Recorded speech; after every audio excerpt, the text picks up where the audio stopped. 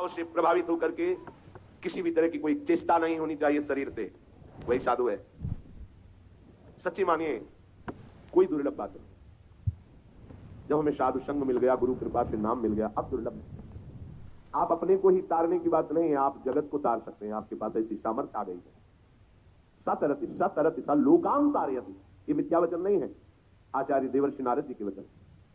जो हमारे प्रभु का निरंतर नाम जप करता है वो स्वयं तर जाता है, स्वयं तर जाता है और लोगों को भी पावन कर देता। मम भक्ति युक्तो भुवनम पुनात, ये भगवान श्री कृष्ण के वचन है।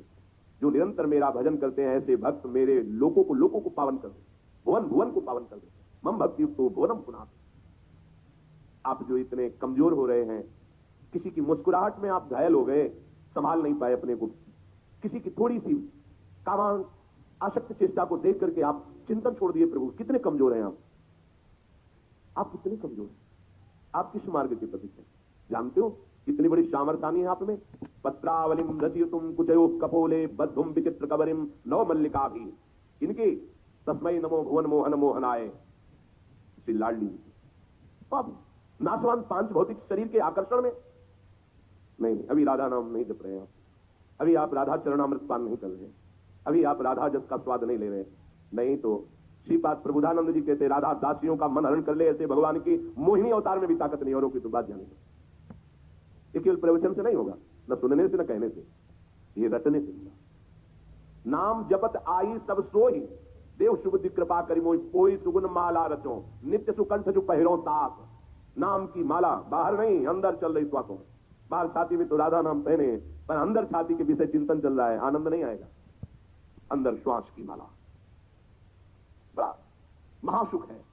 कहां पर काया मध्य धुनी धकावे रमता राम रमय, ये है सिद्ध संतों की वाणी, कबीरदास जी। बाहर कहीं भागने की जरूरत नहीं, तीर्थाटन करनी, बहुत बड़ा तीर्थ अंदर विराजमान। मुझे भगवत प्राप्ति करनी है, इस निश्चय से बड़ा पावन करने वाला कोई तीर्थ नहीं।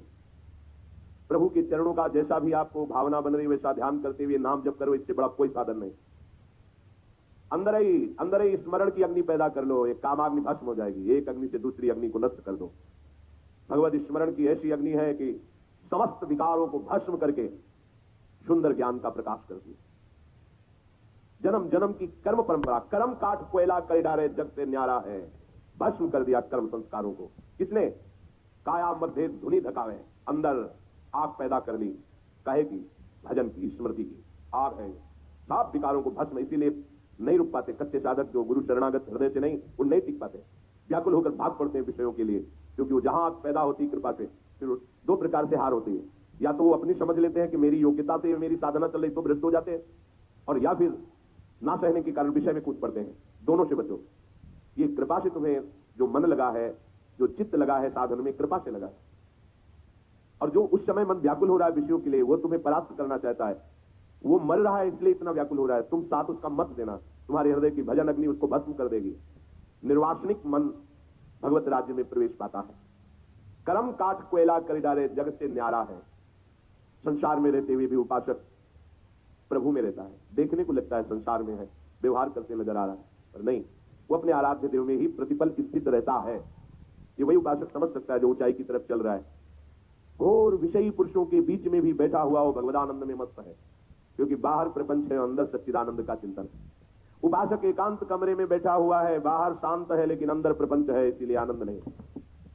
क्यों? भोगों की आशा है, भोगे हुए भोगों को पुनः भोगने की तृष्णा है। आशा तृष्णा कलह कल्पना ममता दूरी करे, दम्भ मान मद लोभ मोह से आठों पहर लड़े, साधु का होना मुश्किल है। अंदर से आशा जागृत है भोगों की, मान सम्मान की, प्रशंसा की। कैसे हम निरंतर भगवत स्मरण करें? आशा ही परमम दुखम नैराश्यम परमम सुखम। आशा परम दुख प्रदान करने वाली होती है, निराशा परम सुख का मार्ग खोल देती है। सेवक जी महाराज कह रहे, वेद विद्या पढ़त कर्म धर्मन करत जलप तन कलप की अवधियानी, चारुगति छाण संसार भटकत भ्रमत आस की पास नहीं तोरी जानी। बड़े विद्वान शास्त्र ज्ञानी हो आप, बहुत कर्म कांड का ज्ञान है, पर क्या भोगों की आशा की फांसी को काट पाए? तो जीवन व्यर्थ ही गया। अगर भोगों की आशा है तो वो ज्ञान किस काम का ज्ञान? वो शास्त्र ज्ञान व्यर्थ गया, क्योंकि आशा की फांसी काटने के लिए ही तो शास्त्र ज्ञान है।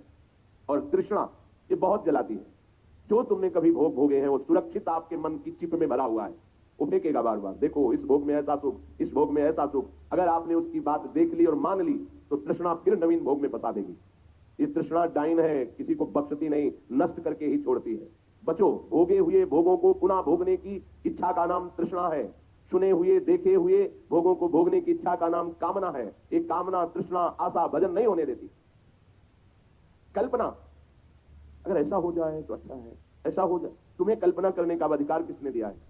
अब तो जोई जोई प्यारो करे सोई मुई भावे, तो कल्पना क्यों करते हो? समय नष्ट क्यों कर रहे हो? नाम जब छोड़ के कल्पना कर रहे हो अनुकूल परिस्थिति की, इसका मतलब अभी शरणागति नहीं हुई। कलह